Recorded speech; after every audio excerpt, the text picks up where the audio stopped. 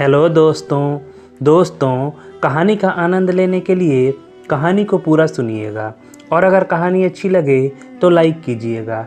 Channel को subscribe नहीं किया है तो चैनल को सब्सक्राइब कर लीजिएगा। तो चलिए स्टार्ट करते हैं। 15-16 वर्षीय वह बालिका कब प्रौढ़ बन गई।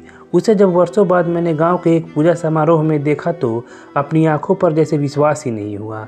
मेरे आश्चर्य का विषय उसका विवाह हो जाना नहीं था, बल्कि विवाह के बाद उसके चेहरे की जो चंचलता थी वो इस समय गायब थी। इसका स्थान अब गंभीरता ने ले लिया था। वो 19-20 साल की बालिका अब 50 की लगने लगी थी।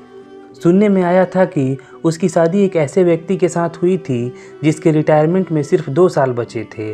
वह पेशे से एक सरकारी अध्यापक थे।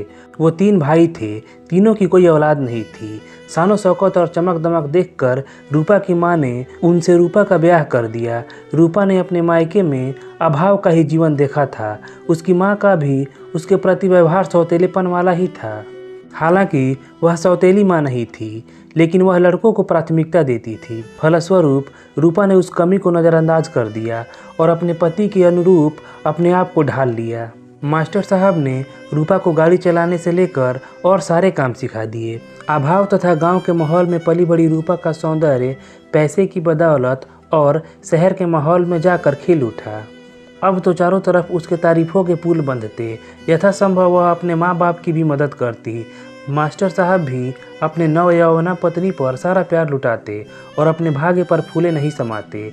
ईश्वर को धन्यवाद देते कि ईश्वर ने उन्हें इतनी सुंदर पत्नी प्रदान की। कुछ समय पश्चात रूपा ने एक पुत्र को जन्म दिया। मास्टर साहब की खुशियाँ दोगुनी हो गई।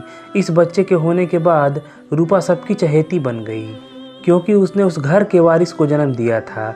लेकिन उसकी यह खुशियाँ क्षणिक थी। मास्टर साहब की 65 साल की उम्र में किसी बीमारी से मृत्यु हो गई तथा रूपा को असमय बुढ़ापे ने घेर लिया। लेकिन रूपा की माँ को इस बात का घमंड था कि रूपा के पास इतना पैसा है कि उसको ज़िंदगी भर किसी चीज़ की कमी नहीं होगी। उनको कौन समझाए कि इतनी कम उम्र में रूपा ने जो खोया है पैसों से उसकी भरपाई नहीं हो सकती। अभी तो उसके सामने सारी ज़िंदगी पड़ी है। आशा करता हूँ दोस्तों कहानी पसंद आई होगी। धन्यवाद।